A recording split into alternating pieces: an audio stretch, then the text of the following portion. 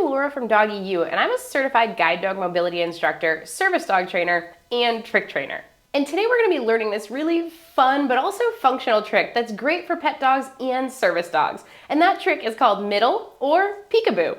I used to use this trick a lot during trick shows and kids camp because it was a really fun crowd pleaser. Now that I'm in busy areas a lot and I'm doing more service dog training, I use it much more in a functional way. It's a trick that I can use, or a position that I can use to keep my dog safe in crowds, like when you're going, standing in an airport or riding on a bus, places where someone might not see a somewhat smaller dog on the ground, because I've had dogs that have been stepped on when laying next to me when they're up to 90 pounds because people just aren't paying attention. So using this middle position can also be a really great way to keep your service dog safe.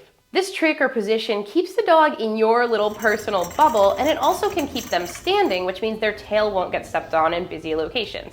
Of course, you can have them sitting down between your legs, but if I'm out in public in a busy area, I'm definitely going to keep them standing to keep that tail safe. Now, obviously there's a size limit here based on how tall you are and how tall your dog is, but this will work for most small, medium, and some large dogs, depending on your height. Once you have this skill mastered, you can use it to also train some really fun tricks, including the cop trick, the can trick, as well as heeling between your legs, which is super fun.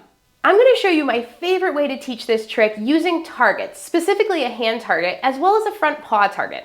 For the front paw target, you can use an upturned feed bucket that you can get at your local tractor store, a fancy target that's made for dogs, or anything that your dog has magnetized their front feet to. Once you have these basic foundational targeting skills, you can teach so many tricks and use them for all sorts of both trick training behaviors as well as service dog behaviors. So I'm going to link down below in the description the videos that I have on training your front foot target as well as training a strong hand touch. It can also be helpful to have a weight cue when training this trick, but it's not absolutely necessary. The other way I'll teach you to do this behavior is with a food lure. Now, this definitely works. However, I strongly encourage you to use shaping and targeting when you're training your dog tricks. These methods encourage your dog to problem solve and think for themselves, which are great concepts to foster in both service dogs and pet dogs. But if you're not there yet, don't worry, I'm going to show you how to integrate the food lure into the training. And as always, safety first, make sure you're doing this on a non-slip surface like carpet or matting so that your dog isn't slipping around when they go to chase the cookies. All right, let's get started. So we're going to start by warming up a couple of our behaviors. Start by warming up or reviewing a front foot target and making sure that your dog is magnetized to the target. Next, we're going to warm up our hand touch. Make sure that your dog is able to touch your hand on cue in a variety of locations. Warm it up on and off your foot target.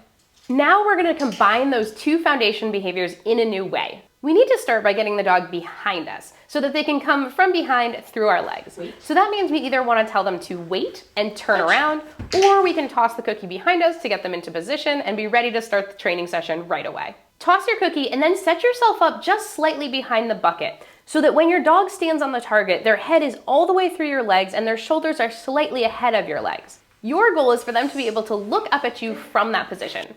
That's going to become really important, especially if you decide to go on to more complex tricks like the can or between the legs heeling. Use your hand touch placed just out in front of that front foot target to get your dog through your legs and onto the bucket while also using your verbal cue such as touch. You may need to peek behind you or start with your hand kind of through your legs or visible for your dog to see it from behind. Mark and reward for front feet on the bucket. If your dog doesn't have a hand touch, alternatively, you can lure them through your legs with a cookie, but we want to fade the use of the food lure as quickly as possible and instead use food after we mark the picture of the behavior we want. When you feed, make sure you place your reinforcement up by your belly or so their head is positioned looking up towards you for smaller dogs. We want them coming through your legs and then looking up at you for further cues as needed.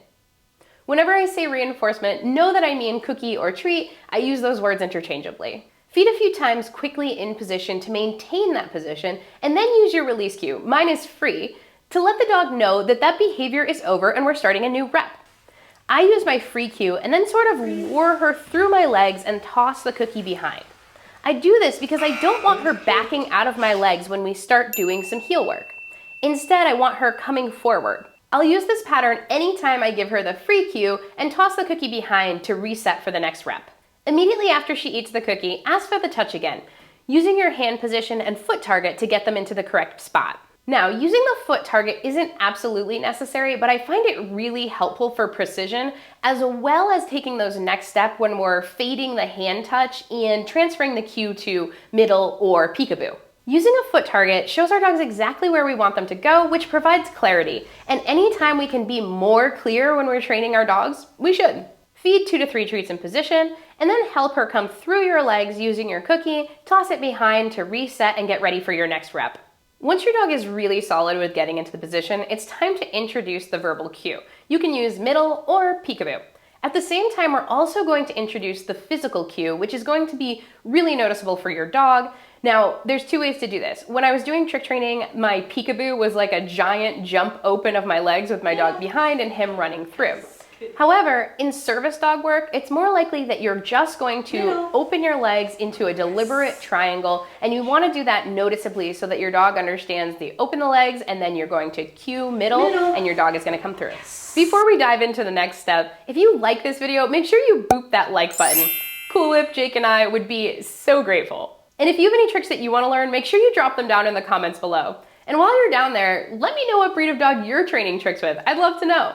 All right, let's get back to training. All right, so I've already tossed my cookie behind, and as soon as my dog is done eating it, I'm going to step my legs open and say middle. So here's what it looks like without the dog. You're gonna start with your legs closed. Say middle, and immediately open legs so that the bucket is in the same position it was for the previous reps in relation to you.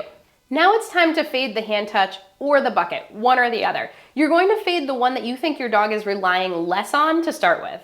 To fade the bucket, you can go from a feed bin to a shorter target to just a flat target on the floor, then nothing on the floor, during which you're still going to use the hand touch for each rep. To fade the hand touch, we're gonna move away from the dog touching your hand being the place that we wanna mark for. So instead we're going to put our hand down just a little higher than it was before, and instead of marking when your dog touches it, you're going to mark when they come through your legs into position. You're gonna progressively move your hand touch higher and higher until your dog is just running through your legs. Typically, this only takes a few reps. Remember to reinforce in position multiple times to build up that duration. Then you're gonna use your release cue when you're ready to reset the dog.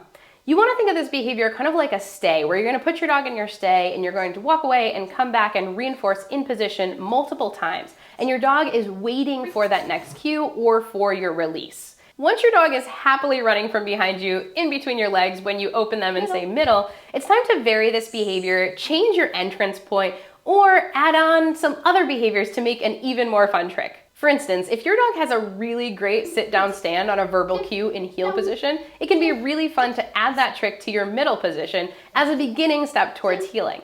You may need to bring a lure back into the game when you first start, so get them to do their middle position and help them with the lure into those different positions. But pretty soon you'll have the foundational steps to having your dog be able to do all sorts of things in that middle position. You can also change your entry point. So if you're using this behavior out in public, it can be really helpful to have your dog be able to come from heel position into middle position.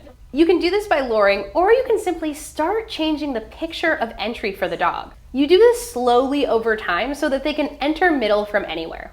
Finally, you can get really fancy and get your dog backing into middle position if they already have a solid backup. You can use a rear foot target to teach this. If you want to learn more about that, you can check out the rear foot target or backup video down in the description below. It's another great foundation skill that applies to so many tricks, including disc dog stuff as well as service dog behaviors. So I hope this tutorial gave you a fun new trick to work on, as well as some ideas on how to advance that behavior even further. And if you like this video, make sure you give it a thumbs up and subscribe to the channel. And if you want to support the channel and learn even more, come join the DoggyU community at patreon.com/DoggyU.